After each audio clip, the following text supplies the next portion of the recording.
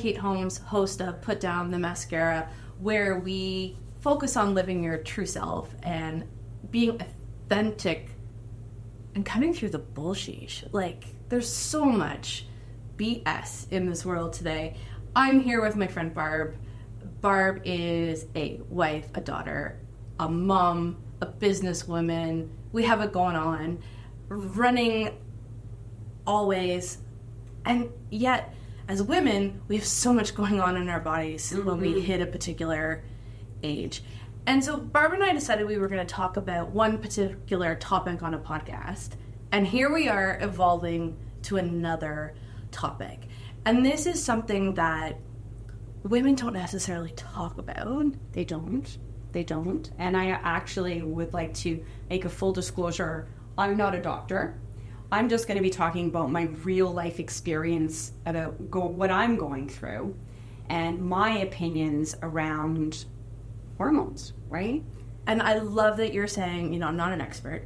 You don't need to be an expert to know your own body and what's going on in your body. And if somebody can take some of this non-expert advice and make it their own, then that is wonderful, because that's what this podcast is about. It's about listening to people's lived experience. There is such value in what's going on for you that maybe you're going to share something with somebody that they didn't know about because you've learned that along your journey. Hormones are a real thing. They are a real thing.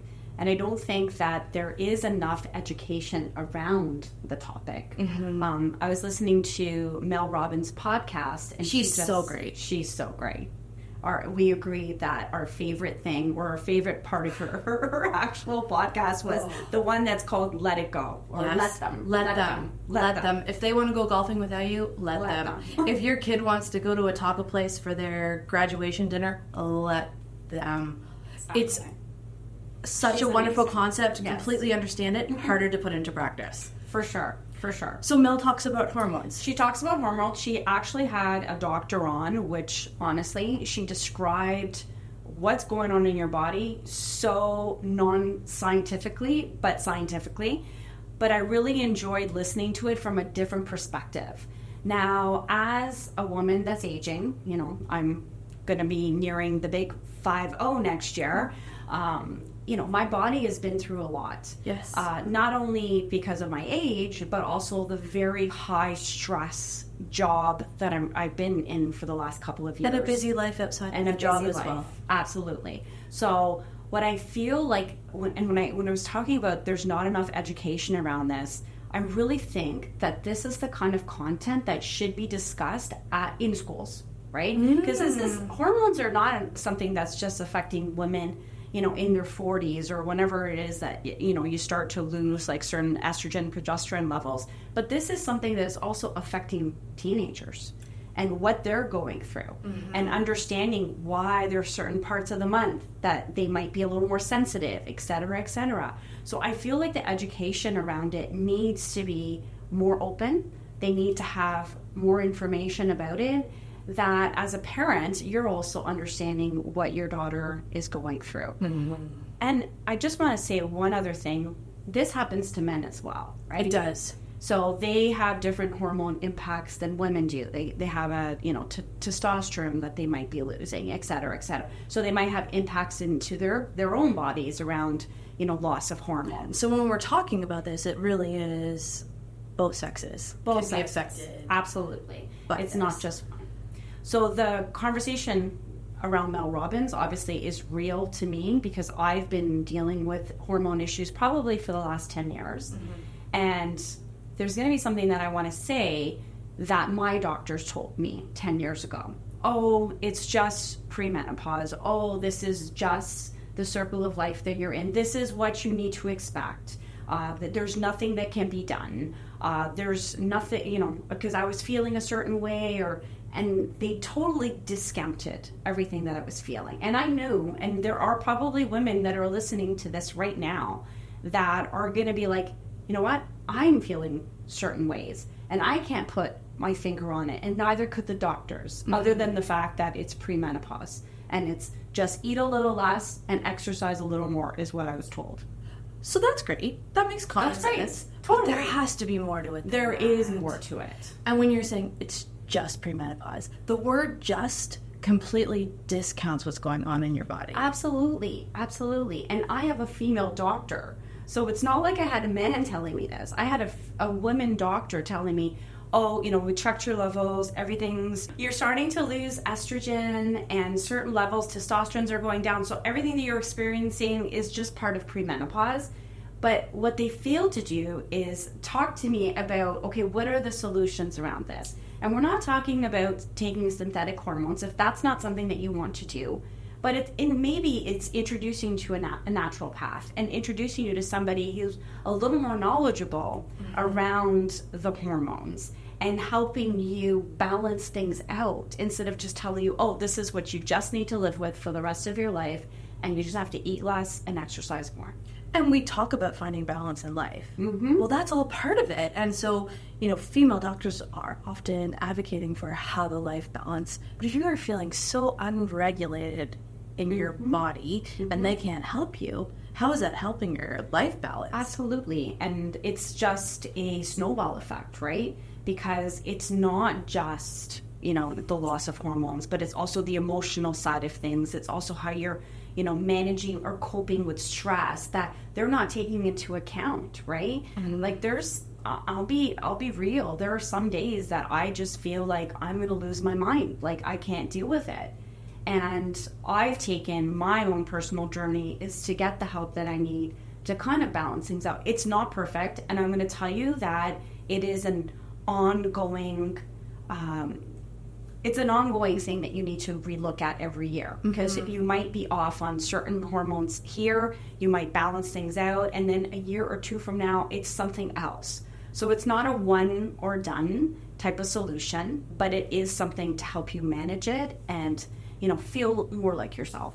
And what have you been doing? So share with our audience what they could potentially try and what could potentially work for them. So obviously taking a standard blood test is something that you could do. That I didn't know that was even possible for hormones. Hormones. There's a hormone blood. That is the most cost efficient way of doing things. Okay. Now you can go see a naturopath. She'll have like she or he will have a couple of different solutions for you. The inexpensive version is the blood test. It doesn't necessarily give you a full picture of what your body's dealing with, okay? The secondary one is to do a Dutch test, which is what I've done. Now, I didn't choose to do this a few years ago. I choose to go the cheaper route, which was the blood work. Now, this time, it's not a cheap test, so it's $500. Depending on what insurance company that you're with, they might or might not reimburse you for it. But honestly, it's probably the best thing you can do for yourself to really find what is wrong with you. So what does this test determine for you? So it's a urine test, and you have to take it over a 24-hour cycle. So the night before, the morning that you wake up, 2 hours after you wake up. And so it gives your doctor like a full picture of what your body's dealing with and what it's lacking. So then your naturopath, and I will say I haven't received the results yet from my Dutch test. She was a miracle worker a few years back when I did the blood work, and she was able to identify certain things that was wrong, and she put me on the right path again. So I went back to her and I said, I probably have let go of this because of my busy schedule, but now I've gotten back to a point in my life where I feel unbalanced again. I need you. So she immediately jumped on to giving me a Dutch test. I unfortunately am no longer ovulating, so it was really hard for us to put together that marker of when I could take the test. But she gave me her professional opinion, just take it whenever. So I did it. I'm waiting back for the results. So this might be a part 2 in terms of what the outcomes were of it. But I have no doubt that she put me on the right path before, and she will do that again. And finding a right practitioner is really important too. Somebody Very that important. listens to you, that will work with you, that understands your lifestyle, knows what you want. And I hope that test comes back and it's everything that you want it to be, so that you can get yourself back on the right track. Having hot flashes is not comfortable. No. Not sleeping. Not sleeping is a huge one. And I've done the not sleeping thing, and I fixed that right away. So I take 2 melatonins every single night. I sleep like a dream. Yes. So that is something that is no longer an issue in my world. Good. I'm getting the sleep that I need. So that, obviously, that's when your body repairs itself. That is when your body's resting. And if you're not resting, then you can't imagine what you're like day after day if you're not getting enough sleep. You're a zombie. Sleep is so important, and being regulated is part of that, because it's a perpetuating cycle. If you're tired, you're not going to feel better in the morning. You're going to continue to be unregulated. For sure. Now, the other thing I wanted to mention on the Mel Robbins podcast, when she talks about this, it's not just the supplements that I'm going to take to kind of balance things out. Okay, so I just want to kind of reiterate what was said on that. That's one part of it. Yeah. The other part is obviously your diet. The other part is obviously exercising, finding an outlet, whether it's meditation to reduce your stress levels, whether it's working out, whether it is journaling. You got to find the right balance for you. And it's not a one and done. So what works for me doesn't necessarily work for you. No. And when you talk about teaching how to meditate and do yoga and journal, what if we taught young women to do that in public school? Absolutely. And it's part of their lifestyle, so that when they do start to hit menopause, that is a learned behavior. With that, change things. Mm-hmm. And I know that's a rhetorical question, but those are really great life skills that we should be teaching and young men too. Not just young women, but we should all know how to do that. I couldn't agree with you more. Unfortunately, the research on women has not come far along. We still have a lot of work to be done. Mm-hmm. And the reason for that is many women are living longer now than they did before. So women are living into their 80s and their 90s, and so the research still needs to come to this point in our lives that never happened before, because most women, passed away early on. And now they're realizing, oh my goodness, so women are having children later. Yes, they are. They have more high-stress careers than they've ever had. They're dealing with, aging parents, stressful teenagers. And so there's so much more that needs to be taken into account when we're talking about hormones. And we're talking specifically around women hormones that I don't believe there's enough research around. And I guess that takes time to figure that out. It takes time. For sure. The more open we are about it. I was just going to say, and that's why these conversations are so important. And, if there's one piece of advice of anyone that's listening in right now is, if you're feeling not yourself, if you're maybe dealing with some depression, you don't want to tell your spouse or any of your friends about it, have somebody have a look at your hormones, see if something's off, invest the money in taking the Dutch test, because you're more important than you might be giving yourself credit for. And I think it's important that you take the time to, if you're not feeling yourself, that you actually look into it. And not go into, it's just premenopause and you just need to change your diet and exercise more. That was so well said, and it's that old adage, if you don't fill up your own cup, you can't take care of other people. And so, again, as busy people living full lives, because let's not glamorize being busy.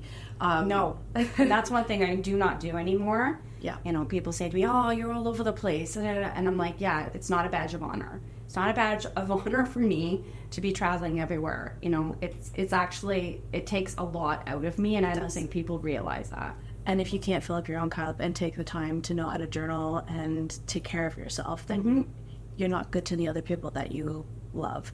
And so I think that's really good advice, is to consult experts, have very important conversations, but also listen to your body. Women are amazing. You know something is going on. You might not be able to articulate it because it's happening and you're figuring things out, but it is so important to listen to that. So thank you, Barb, so much for sharing that information and being so open. We need more women to be having conversations like this. So Barb and I empower you to talk to friends about this as well. Absolutely. Let's break down the stigma of talking about it. Yes. Well, thank you for having me here today. It's been an absolute pleasure, Barb, and thank you so much for sharing such vital information, and we really hope that the audience takes away some valuable tidbits. Get the help. And that's today's episode of Put Down the Mascara. Before we sign off, I want to drop a friendly reminder your way. While we do our best to bring you helpful insights, stories, and perspectives on this podcast, I want to make it clear that we're not here to replace counselors, advisors, and experts. Remember, education and empowerment are journeys we embark on together, and seeking guidance from experts along the way is great for your personal growth. Thanks again for tuning in to Put Down the Mascara. We can't wait to have you back next time. Your feedback, stories, and suggestions keep us going and fuel our passion for empowering women everywhere.